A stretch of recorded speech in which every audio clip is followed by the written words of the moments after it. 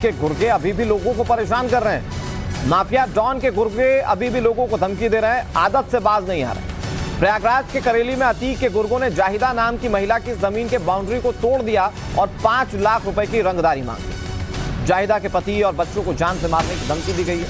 पीड़ित ने पुलिस में शिकायत दर्ज करवा दी है। बड़ी खबर आपको बता रहे हैं, अतीक के खात्मे के बावजूद उसके गैंग के कुछ लोगों से उगाही का काम कर रहे हैं, उनकी जमीन पर कब्जा करने की कोशिश कर रहे हैं। 5 लाख रुपए की रंगदारी मांगी गई है जाहिदा नाम की एक महिला से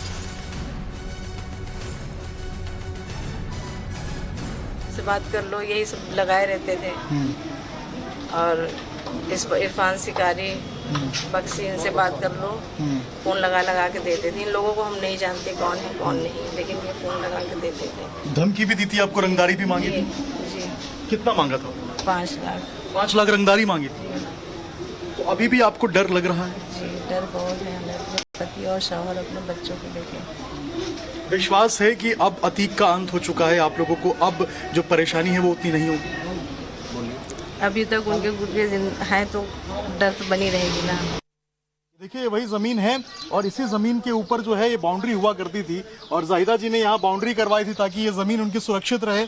यहाँ मकान बनाना चाहती थी, लेकिन अतीक के गुर्गों ने यहाँ आके इस बाउंड्री को तोड़ दिया और इस बाउंड्री को तोड़ने के बाद यहाँ अपनी जो बाउंड्री है वो करने की कोशिश की, इसको कब्जे में लाने की कोशिश की। और जब इन्होंने विरोध किया, जब इन्होंने बोला कि ये हमारी जमीन है, तो इन्होंने इसके बदले में यानी कि जमीन के एवज में 5 लाख रुपए रंगदारी ये मांगी गई थी परिवार से। परिवार काफी दहशत में था, परिवार को समझ में नहीं आ रहा था।